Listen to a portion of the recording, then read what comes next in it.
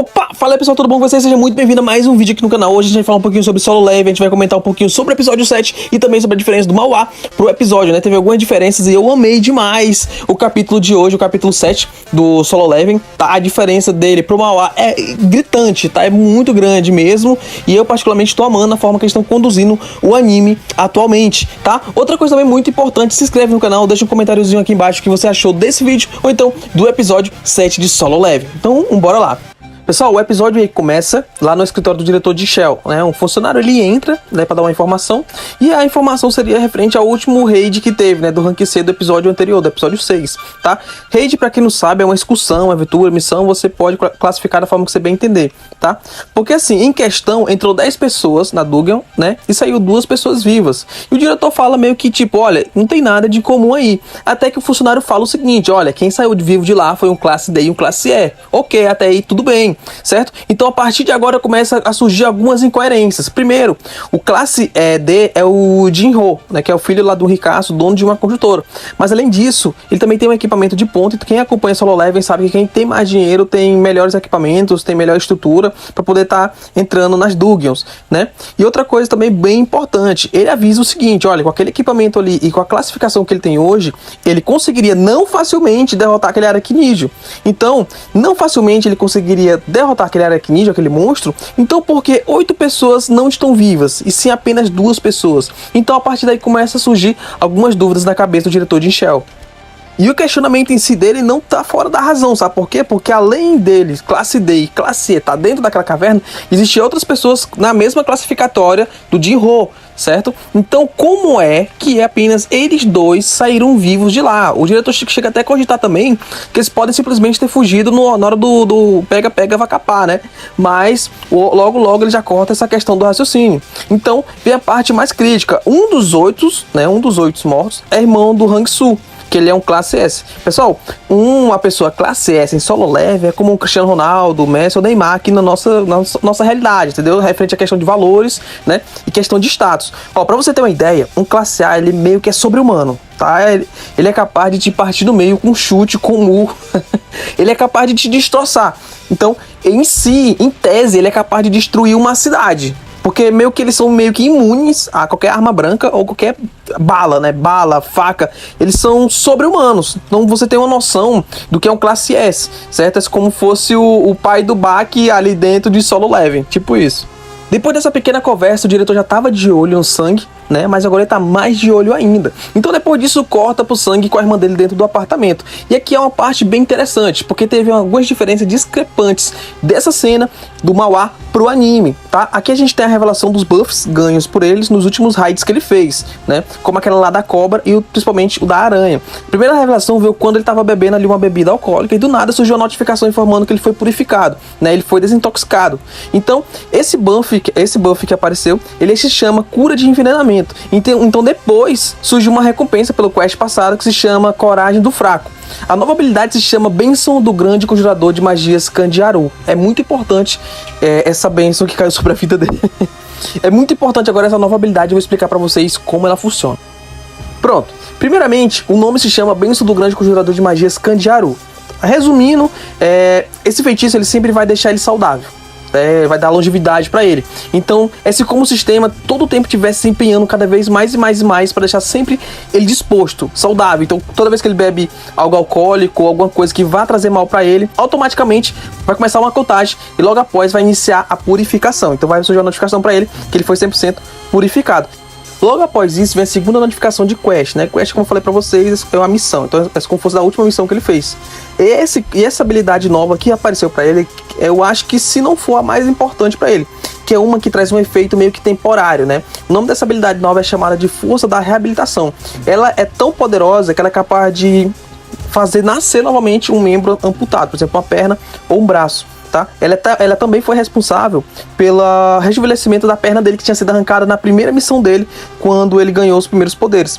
Então ela possibilita ele se curar de qualquer coisa, envenenamento, bala, facada, dano no status. Então outro ponto também bem positivo dessa nova habilidade é que se ele tiver uma batalha muito difícil em algum quest, né, algum dungeon, algum raid, e ele dormir, né, entrar em repouso, no outro dia ele vai estar quase que 100% recuperado. Nesse ponto aqui, no anime, é bem diferente do Mauá. Porque a forma que ele explora esse novo buff é bem diferente mesmo do Mauá, tá? Porque aqui no Mauá, ele é um pouco mais anticlímax. E a gente não sente, assim, tanta importância nessa habilidade quanto a gente sente aqui no anime, quando ele vai testar pela primeira vez. Já que aqui no anime ele testa essa habilidade com a cerveja. Ele fica bebendo a cerveja para tentar se embriagar e todo o tempo a habilidade ela fica purificando ele, meio que quase que instantaneamente. Passando essa parte do apartamento, né, do Sangue testando ali as novas habilidades dele, a gente pula pro Jinro, que ele chama ali o Sangue para uma reunião. Essa reunião, querendo ou não, é só na intenção mesmo de estar contratando ali o Sangue, ou se alinhar, né? Mas no anime, ele meio que rejeita essa oferta. Então, essa reunião ela ficou totalmente ríspida e um pouco afrontosa. Principalmente quando ali no final, o Jinro fala pro Sangue que é tipo assim, olha, se você se juntar comigo, eu não conto pra ninguém que você tem essas habilidades, entendeu? Então ela terminou um pouco mal. No Mauá teve seu momento de tensão, ok, teve, mas o Sangue, ele deu as suas condições, certo? E mais pra frente fez muito sentido, principalmente na hora que ele pergunta pra irmã dele o que a irmã dele faria com 30 bilhões de wons. Porque já que no anime ele meio que disse que não. E pra piorar lá pelo final ele ainda sofre a questão de uma chantagem. Então não tem por que meio que ele aceitar a proposta do Jinro. Já no Mauá é mais aceitável. Por quê? Porque ele deu uma contraproposta. Qual foi? Ok, é 19 missões, mas a condição é o seguinte, vai ser apenas eu e você.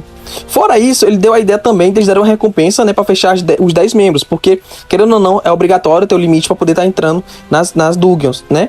Então, quando as pessoas chegarem lá, a gente dá uma recompensa, então essa galera vai embora. Ou então elas entram com a gente, mas não se envolvem diretamente, então não se machucam. Então, querendo ou não, é como se estivesse tentando fazer a outra estratégia que fizeram com eles no episódio 6, entendeu? Que tentaram matar eles. Então ali o Sangue, ele fazendo a sua caminhada com a irmã dele, certo? Ele acaba ultrapassando os limites dos desafios diários. Por exemplo, se ele tá lá para ele fazer 10 abdominais, ele faz 20. Se é para correr 30 km, ele faz 60, certo? Mas só que existe um limite para ele poder ultrapassar. Então, por exemplo, ele só pode dobrar o que já foi determinado para ele.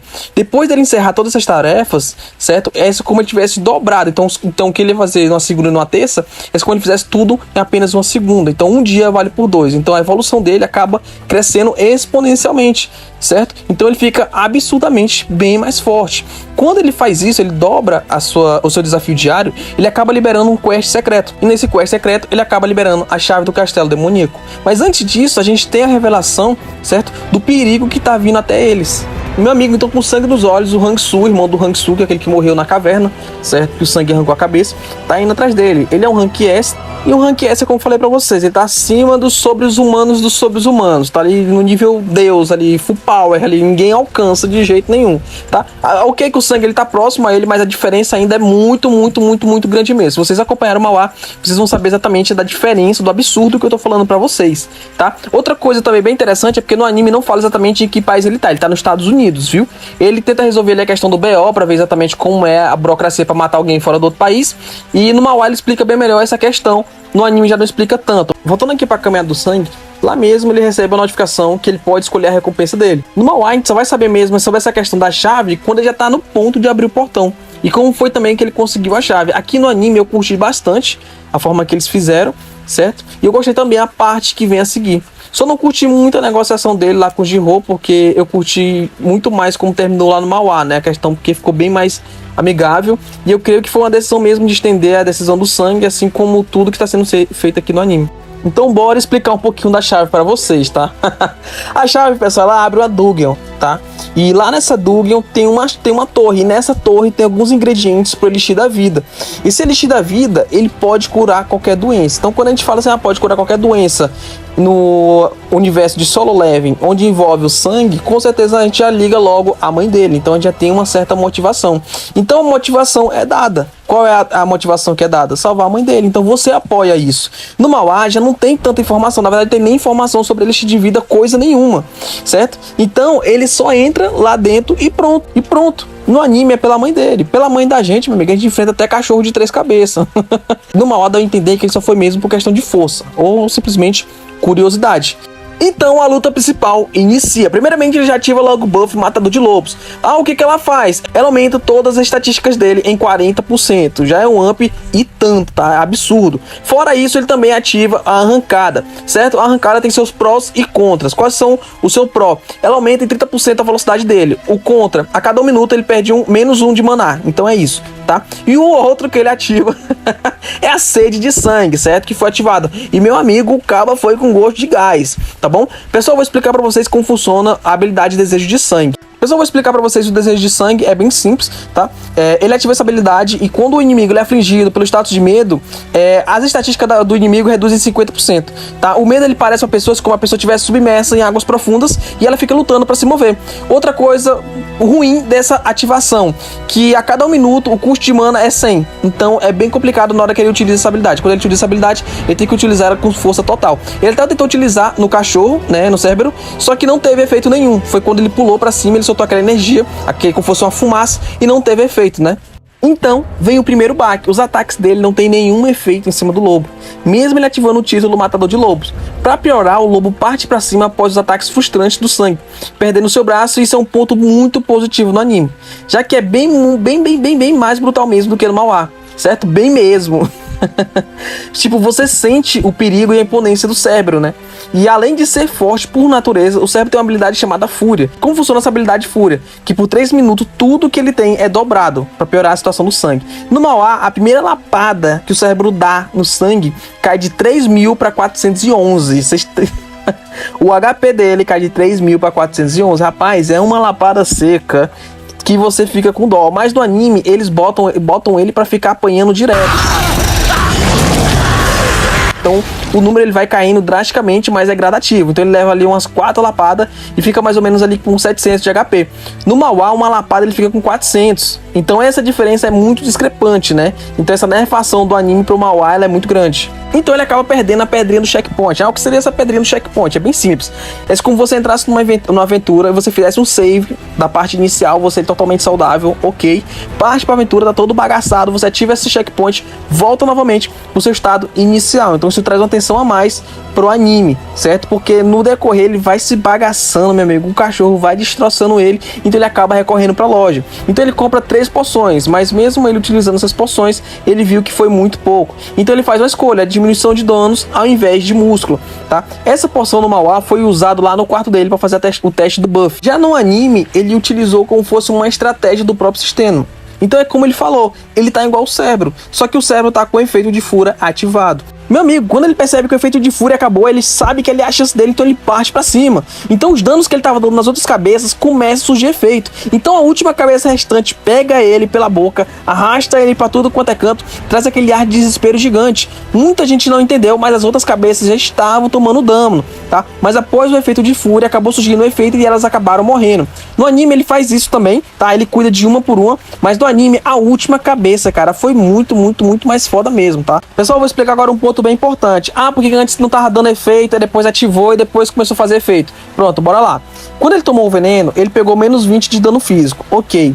Que quando ele tá com a vida baixa ali em torno de 30%, ele ganha menos 50% de dano físico. Então totalizou quanto? 70%. Sendo que o Cérebro tira 30%.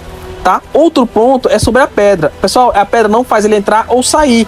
O que faz é a chave, tá? Então com a chave ele consegue retornar ou não. Cara, então é isso. Eu tô curtindo demais a forma que eles estão levando o anime, certo? As mudanças que fizeram eu achei ótimas, tá? Porque o roteiro ele acaba se tornando bem mais coerente do que no Mauá. No Mauá ele ficou um pouco mal feito essa questão, então ficou muitas pontas soltas. Então é uma forma de estarem consertando isso também. No Mauá também, ele nesse período já, ele já tá super foda. Desde o Mauá ele já fica ali um personagem bem foda. Aqui no anime não, ele ainda tá um personagem um pouco mongol, né? Um pouco lesado. Mas com certeza é uma estratégia do estúdio para poder estar desenvolvendo o personagem. Então ele vai melhorando, vai crescendo, vai ficando mais inteligente, vai ficando mais forte. E você vai acompanhando o desenvolvimento dele. Então eu creio também que foi uma ótima estratégia. Porque lá no Mauá eu acho um pouco mais rushado do que no anime, tá? Apesar de ter muito hate ainda do anime, de como tá sendo o desenvolvimento. Mas eu tô curtindo bastante. Então eu espero que vocês tenham gostado. Comenta aqui embaixo o que você achou desse episódio 7 Solo Leveling. E até a próxima.